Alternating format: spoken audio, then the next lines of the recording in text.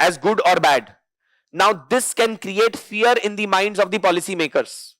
Why? Because policy maker has 50-50 chance of policy either succeeding or failing.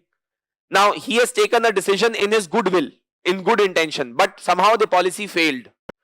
CAG in his report will state that this policy was a massive failure and all of that. ये सारा ठीकरा किसके sir पे फूटेगा? उस policy maker के, कि भाई आप कुछ ना कुछ गड़बड़ की होगी इस आदमी ने. That is why this policy has failed. इसका कुछ वेस्टेड इंटरेस्ट होगा, आप बना देंगे करप्शन का case. And then as a result of that in future any policy maker will hesitate from taking decision. He would say कि यार मैं नहीं ले रहा डिसीजन इस मैटर पे. क्यों? क्योंकि कल सीएजी की रिपोर्ट आएगी, वो मेरे ऊपर ब्लेम डाल देगा इस सब बात का. उसके पास तो बेनिफिट ऑफ हाइंडसाइट है.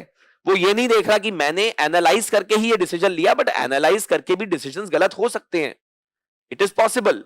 Ultimately policy making is an exercise in dark, and policy making is an experimental exercise also. You can't be always sure that whatever you are thinking as government would always turn out to be correct despite all the scientific analysis.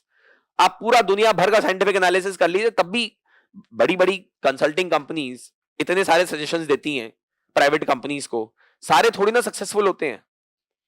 McKinsey went and told Bajaj, when Rahul Bajaj wanted to, so see, the son of this, कौन थे, राजीव बजाज, है ना, राहुल बजाज के जो सन थे Rajiv Bajaj, he wanted to launch CBZ, है ना, Pulsar, sorry, इन्होंने बोला कि हम पल्सर बाइक लॉन्च करेंगे. मैं आपको जस्ट एग्जांपल दे रहा हूं ऐसा, है ना. ही सेड कि पल्सर बाइक लॉन्च करेंगे. 2001-2 की बात है. उस समय एक बाइक एग्जिस्ट करती थी, स्पोर्ट बाइक इंडिया के अंदर, दैट वाज होंडा CBZ, है ना, हीरो होंडा की CBZ आती थी. और बजाज ने बोला कि हम पल्सर बनाएंगे. लोगों ने बोला, अब इन्होंने इसके लिए what Rahul Bajaj did was that he hired McKinsey to do a study on this. Study के अंदर McKinsey ने बोल दिया, सर मत लॉन्च करना Pulsar, it will be a complete puncture. ये this Pulsar will be a complete failure. आप Honda को, हीरो होंडा CBZ को डिस्प्लेस नहीं कर पाओगे, और आप इतना पैसा R&D में स्पेंड करोगे, इसको प्रोडक्ट को बनाने में स्पेंड करोगे, आपका प्रोडक्ट नहीं चलेगा. लिखवा लीजिए, McKinsey ने ऐसा बोल दिया. His son had this dream project कि मेरे को पल्सर बनानी है ना. So he goes and tells his father that either you listen to McKinsey or I walk out of this company, है ना, you decide. या बेटे और McKinsey में चूज कर लो तुम, right? Finally this guy had his way and he launched Pulsar. Pulsar became a raging success overnight. It became the most selling bike in India. It was an egg on the face of McKinsey. McKinsey ने इस project के लिए करोड़ों रुपया लिए होंगे, करोड़ों, है ना. It's not thousands or lakhs.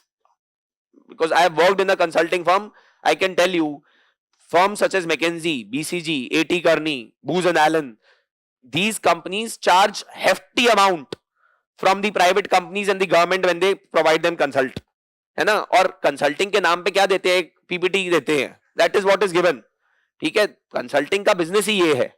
Consulting का बिजनेस है कि you have to appear in front of the client that you know more about his industry than him, where you may not have any experience of that industry. I was fresh out of college, है ना, और मैं जाके Microsoft के CFO को बैंगलोर के अंदर, हैदराबाद में बैठ के मैं उनको ज्ञान दे रहा हूं कि सर ऐसे करना और वैसे करना. एक बार तो एक VP ने मुझे साइड में बुला भी लिया. उसने बोला, भाई तेरा एक्सपीरियंस क्या है, तू इधर आके बता जरा मुझे. मैंने बोला, मेरा एक्सपीरियंस है कि किसी भी चीज को बहुत कॉन्फिडेंस से बोलना और आपको ऐसा यकीन कराना कि ये सच है. और क्या है, यही है consulting. This is what consulting is. It sells. Point I am trying to make is that बड़े बड़े कंसल्टिंग कंपनीज के डिसीजंस फेल कर जाते हैं. आप सोचिए, अगर बजाज ने सुन ली होती McKinsey की, तो वो तो पल्सर लॉन्च नहीं करते. And that would have never been able to, you would have never been able to figure out that whether it's going to be a success or failure. They took that risk, it worked out. So policy making is always a risky exercise, please remember that. And hindsight में ये कहना बड़ा आसान होता है कि अरे यार, कोहली ने इस बॉल पे छक्का नहीं मारा, है ना, छक्का मार देता तो इंडिया जीत जाती. इस बॉल पे छक्का मारने की कोशिश क्यों करी, आउट हो गया, इस बॉल को डिफेंसिवली खेल लेता, है ना, बाद में कहना बहुत आसान होता है सी हाइंडसाइट में, बट उस समय जो डिसीजन ले रहा होता है उसके लिए इतना आसान नहीं होता, it's not so easy. CAG के ऑफिस को इसलिए ही क्रिटिसाइज किया गया है that in several cases CAG has performed performance audit without taking into consideration that policy making is not an easy exercise, and he has been overtly critical of the policy making by the government agencies, which therefore has been objected to by the government agencies, because they are saying कि भाई CAG administrative understanding भी तो रखे कि जो policy बना रहा है उसको सारी चीजें नहीं पता है कि whether it will work out or not, और हर केस में आप ये मत बोल दीजिए corruption हो गया। One another example, actually real life example with respect to CAG's audit would be 2G scam. Now CAG Vinod Rai said that there was 1.76 lakh crore rupees loss that has happened to the exchequer in India, but to be very honest it was a very exaggerated figure. How did he come at that figure? When what happened was जब 3G की auction हुई India में, तो 3G के auction के लिए सारी companies आ गई and they were ready to bid any amount of money to win the auction for this 3G spectrum allocation. तो जब इतना windfall profit हुआ 3G auction के अंदर, when such huge profits happened to the government in 3G auction, CAG instantly said कि 2G में इतना profit क्यों नहीं हुआ, right? So then he went back, he figured out that in 2G there was no auction that was done, rather it was done on the allocation of the spectrum in 2G was done on the basis of first come first serve basis, है ना, first come first serve basis के ऊपर आपने allocate किया, but and he said कि therefore अगर 2G spectrum में भी एलोकेशन होती और उसने एक्सट्रापोलेट कर लिया कि अगर इसी रेट्स पे होती तो 1.76 लाख करोड़ का नुकसान हो गया देश को, but in reality you have to look at the situation when 2G spectrum allocation happened, India में कोई मोबाइल फोन नहीं थे, लोगों के पास मोबाइल फोन्स नहीं थे, किसी के पास एक्सेस नहीं था। It is the Ambanis, the Reliance that change the entire mobile telephony landscape in India. 100 रुपए के अंदर मोबाइल बेचा इन्होंने, है ना। when Dhirubhai Ambani, when he had this dream कि मैं मोबाइल रेवोल्यूशन लेकर आऊंगा इंडिया में, when he launched this entire phone, mobile phone in 2001-2, Reliance ने जब अपना कनेक्शन लॉन्च किया तो रिलायंस ने 100 रुपए का फोन देना चालू किया था। 100 रुपए, आप सोचिए 100 रुपए में mobile handset plus SIM connection वगैरह सब कुछ, तो सबके पास मोबाइल फोन आ गया। And from there onwards, when everyone had access to mobile phone, 3G तक जब तक बात पहुंची 6-8 साल बाद, everyone wanted to buy a mobile phone and it had become very cheap in India to buy a mobile phone and to own a mobile connection. So people thought कि यार there are volumes that are involved and we can make lot of money, so let us bid for spectrum for 3G. 2G के समय people were not willing to invest. Private companies were not willing to invest in spectrum. Why? Because they did not know whether this would turn out to be a success or a failure. They were not very sure that whether so many people are going to be ever using mobile in India. One of the reasons also was that आप दुनिया भर में देखेंगे तो पहले क्या आया, Telegram से आया टेलीफोन, लैंडलाइन फोन, एंड फिर आया मोबाइल फोन। इंडिया में टेलीग्राम आया थोड़े बहुत पॉपुलेशन के पास, थोड़ी पॉपुलेशन के पास टेलीफोन आया, and we expected कि पहले सबके पास टेलीफोन आएगा landline and then people will have mobile telephone, but India somehow skipped the curve. And in India का mobile telephony story is very different.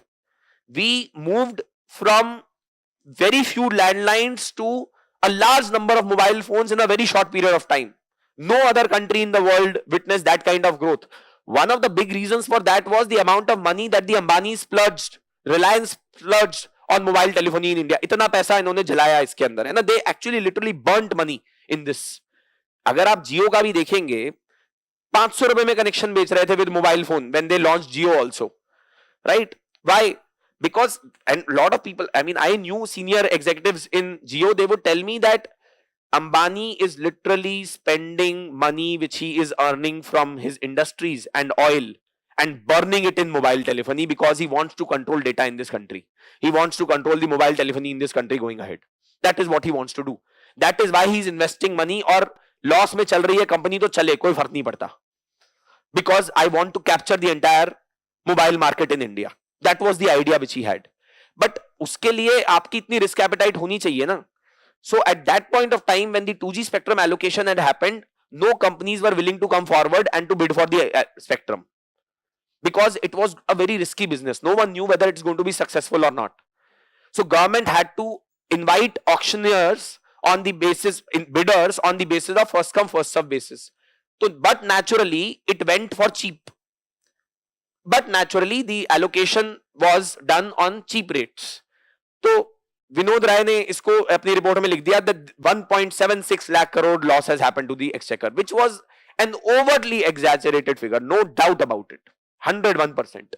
At that point of time, Mr. Kapil Sibal, who was the law minister and the telecom minister, he made a remark that there is zero loss that has occurred to the nation. तो लोग उनका मजाक उड़ाने लग गए कि देखो क्या बेवकूफी जैसी बातें कर रहे हैं, स्कैम हुआ है फिर भी बोल रहे हैं. Also, this coincided with the Neera Radia's tapes that had come out in the open की lobbying हो रही है for the spectrum allocation within. अब देखिए वो एक अलग चीज है, but to say that 1.76 lakh crore loss has happened to the country as a result of the way 2G spectrum was allocated was wrong. The point I'm trying to make is, अब जब ये 2G scam निकल कर आया तो बहुत सारे policy makers ने बोला भैया हम साइन नहीं करेंगे अब किसी भी पॉलिसी पे, किसी भी डॉक्यूमेंट पे. वाई? बिकॉज रोज नए नए स्कैम निकल के आ रहे हैं. आज 2G, कभी CWG, कभी कोल, कभी मेरा भी आ जाएगा कोई नाम किसी चीज के अंदर, कोई और जी स्कैम में, है ना. I don't want to be enrolled. So people stopped. 2011 से लेके 2014 तक UPA government in its second term literally took no important decisions. They just said to do hell with it. We will not take any decisions only. Let the water flow. Why? Because otherwise हमने कहीं पे भी कुछ sign किया, some problem will be created. हमारे ऊपर scam की allegation लग जाएगी. Let's not get into this unnecessary thing. उस समय इंडिया अगेंस्ट करप्शन वाला पूरा मूवमेंट भी चल रहा था. Corruption was the central point, talking point in the country.